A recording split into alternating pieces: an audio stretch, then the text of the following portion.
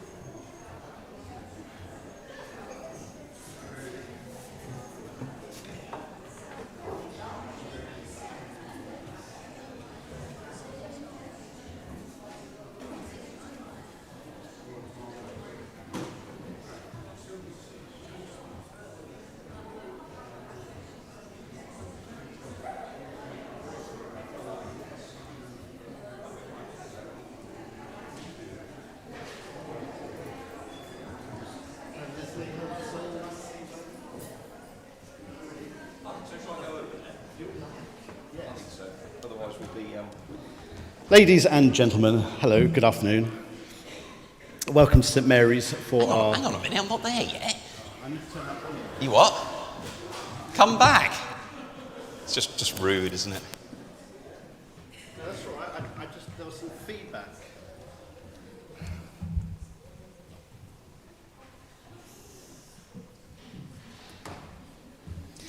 Technology. Apologies we haven't got the big screen out, it was playing up. So this is the best I've been able to put together. Do you mind? Now, we've been trying to get him here for 10 years. I didn't really want him to come. I can leave, it's very easy. Tom is taking us on quite a musical journey this afternoon. It's wonderful to have you here. Thank you for your support. I'm pleased that there's no cake left for me, so that's a very good thing. So I have relinquished the organ. Unfortunately, the organ is misbehaving at the moment. During all that rain we had earlier on in the spring, we had some water leaking over it. And the bottom keyboard, which is called the choir, isn't usable because there are notes stuck. So Tom can only use the top two keyboards, but I'm sure that will not defer from what's going on today. So like buses, we've been trying to get him here for 10 years, and this is the first, his debut performance in our recital series.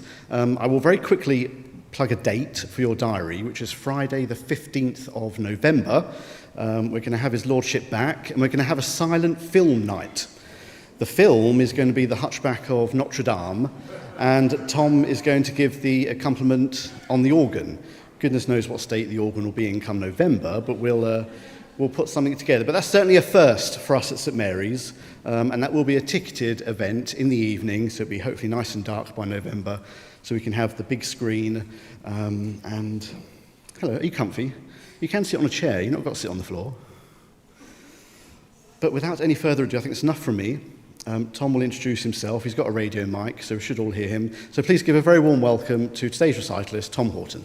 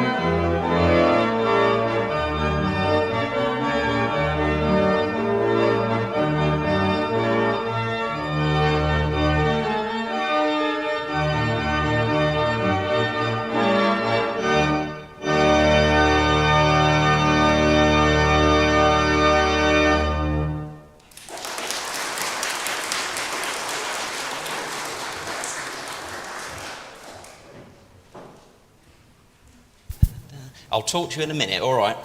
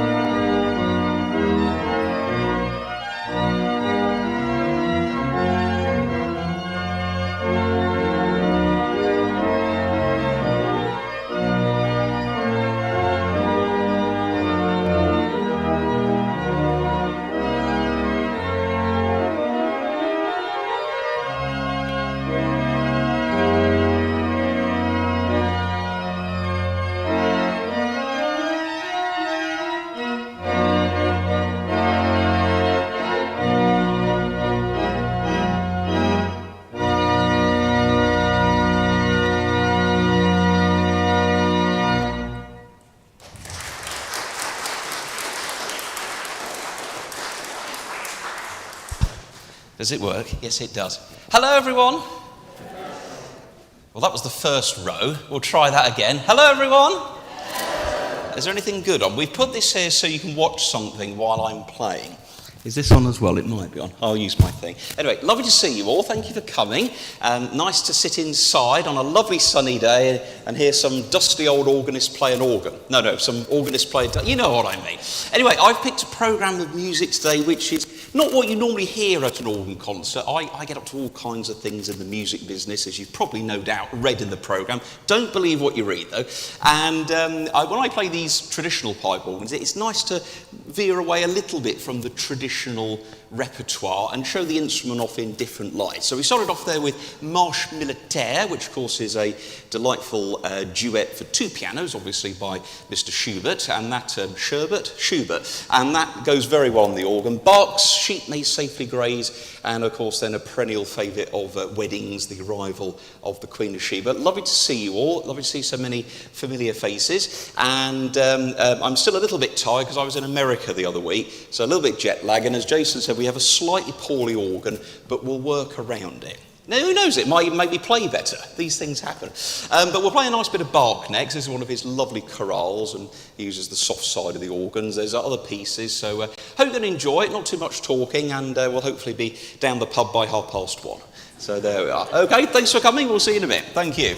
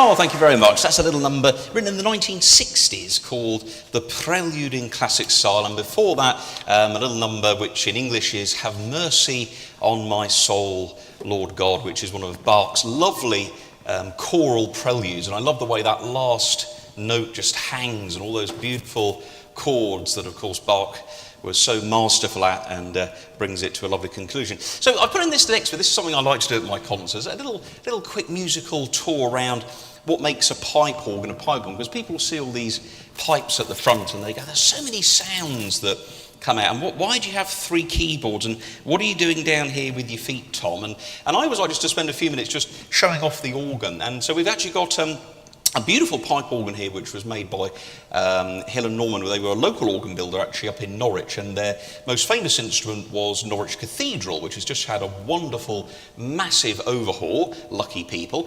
I think it ran to almost 2 million, I think, in the end, so took the organ away, redid it all. But I thought I'd demystify some of the little bits of the organ just for a few minutes. So we have 3 keyboards on this organ. The bottom one is called the choir. And then we have a middle one which is called the grate, that does most of the work, and then the top keyboard is called the swell. And we have these pull-out stops here, and we've got a set for the bottom, a set for the middle, and a set for the top, and 1 or 2 others. But let me just show you some of the sounds that make a pipe organ a pipe organ. So we have, first of all, the diapasons, the principals. These are the foundation of the organ. They sound like absolutely nothing else in the symphony orchestra, but they sound a little bit like this. If you actually pull the stops out on the right thing, I'm jet lagged, leave me alone. They sound a little bit like this.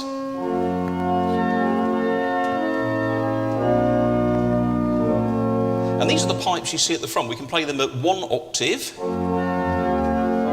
and you can bring them out at different pitches and make it brighter still. And we can also play that sound on the top. Make it a bit brighter.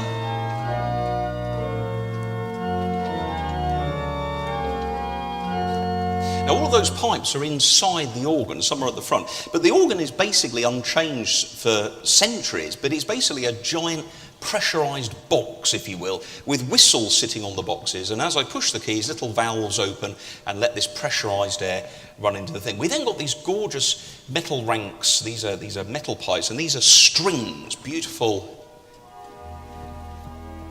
lovely soft sound, really nice. Nice for the quiet time. And we actually have 2 of these sets. We've got one here that is tuned to pitch.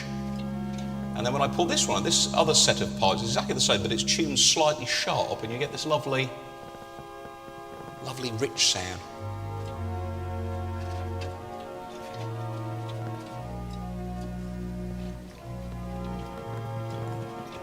They're enclosed in a big box, a house with louvers on the front, and I can make them play quieter. I can push them forward and they get louder.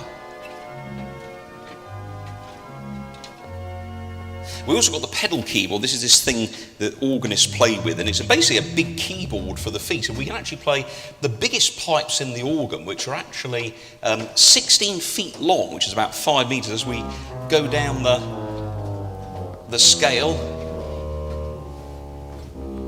there it is. That's the big one on the bottom.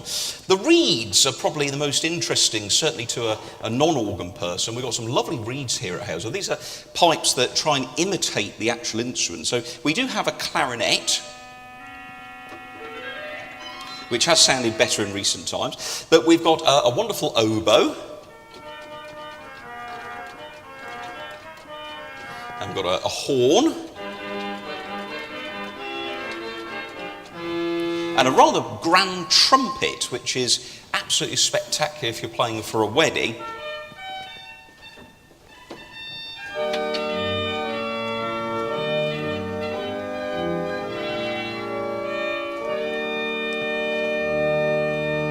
So all the tones there, a little bit like an artist's palette. Now we can also do something rather cool with pipe organs. We can link the keyboards together, because people say, why do you need 3 keyboards? Well, you can have a different sound here and a different sound here. So for example, if I have, say, a sound on the top keyboard like this, so if I bring out a set of stops, I can then make it play down here by pulling out a special stop down here. You can see it's actually playing the keys up there for me. And that means I can mix it with this so I can get different settings.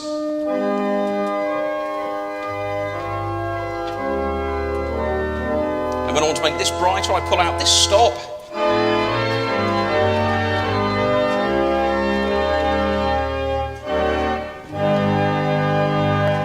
So there you go, a little tour around the organ. Hope you've enjoyed that. And let's hear some of those various sounds now on Amazing Grace. Anybody at the end, if you want to come and have a look at the organ, I'll leave the console open, and once we've finished, if anybody wants to stay behind for 5 minutes, I'll be very happy to show you some of the stops and everything close up. So thank you for taking a little tour around St Mary's organ there with me. Let's now enjoy a very popular thing. This is called Amazing Grace, and this little, see what you think to this, variations on Amazing Grace. We'll hear it in its original form, and then in different styles. So hold on to your seat, anything's about to happen. Let's pull a few stops out, and anyway, enjoy. Here we go, Amazing Grace.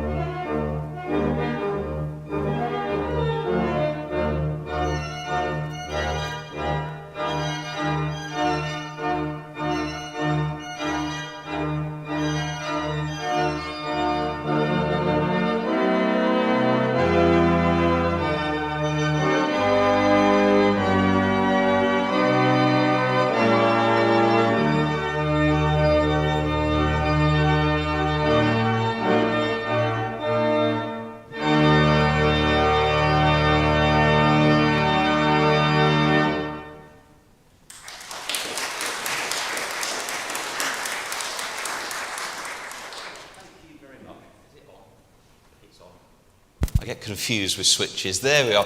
Well, there we go, folks. That was the theme from Palladio by Carl Jenkins. One or two others before that as well. I thought we'd do something completely different now, because people always ask me, what are you going to play? And I thought, well, we'll try something a little different. So this is a medley of tunes which hopefully you'll know all of these. This is favourites from movie and radio. Now, you're too young to remember listening to the wireless, I'm sure.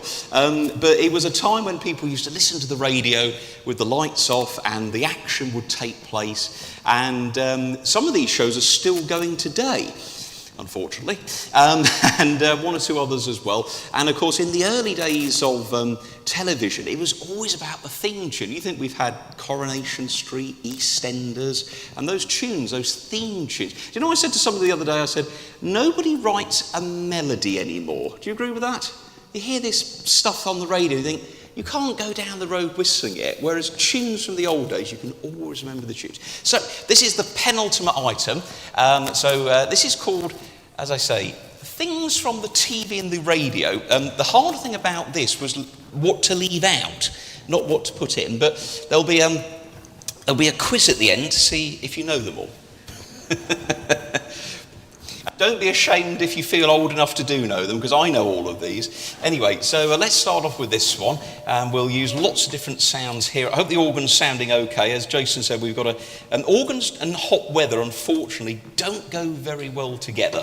But there we go. Anyway, but we're enjoying lots of different sounds here. Anyway, let's see what we can do with this one. Memories of musical favourites from TV and radio.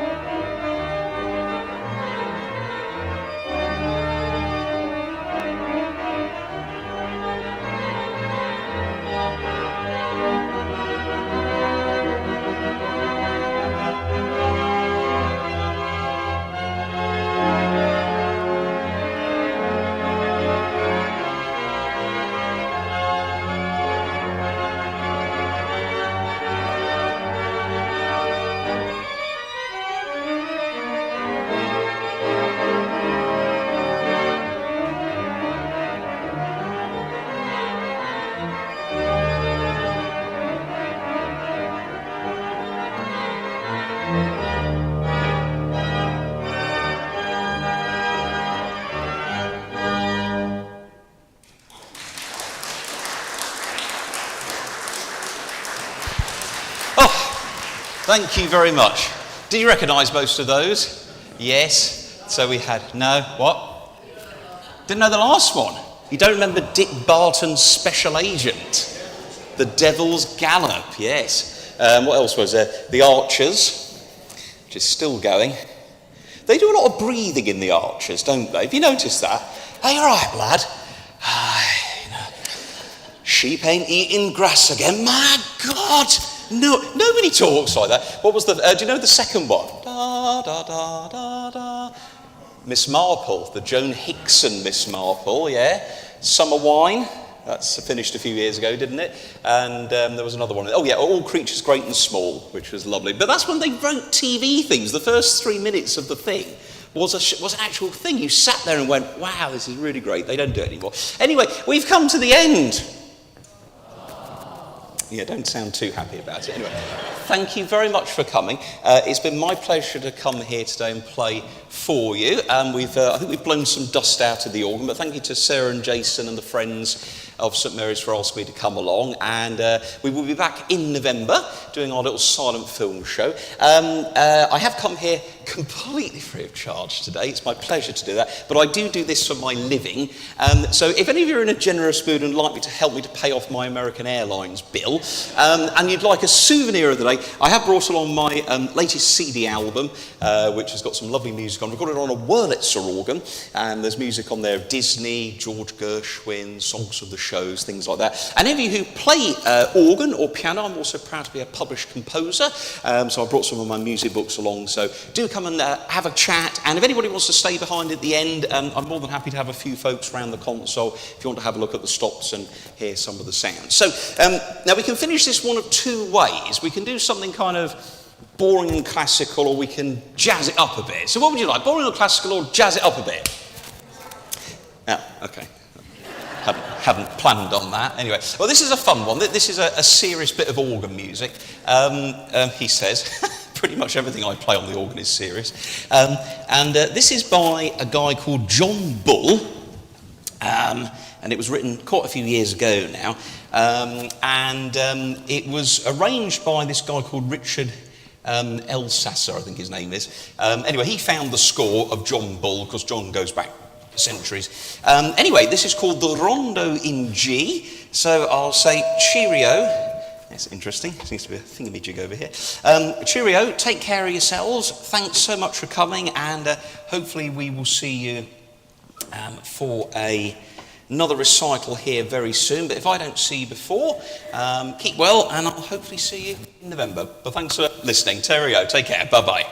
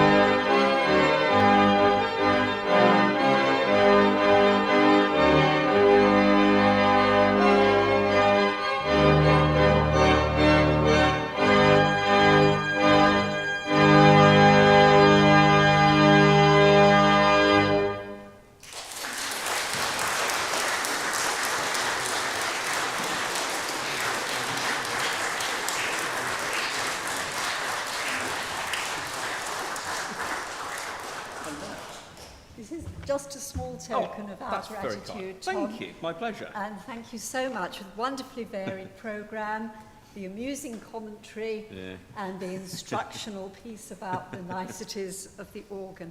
Aren't we lucky that this is only the first of the opportunities we're going to have this autumn to listen to Tom's playing? Depends which way you look at it. It doesn't.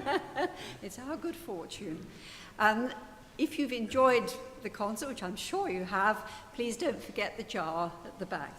Thank you very much indeed, and thank you so much.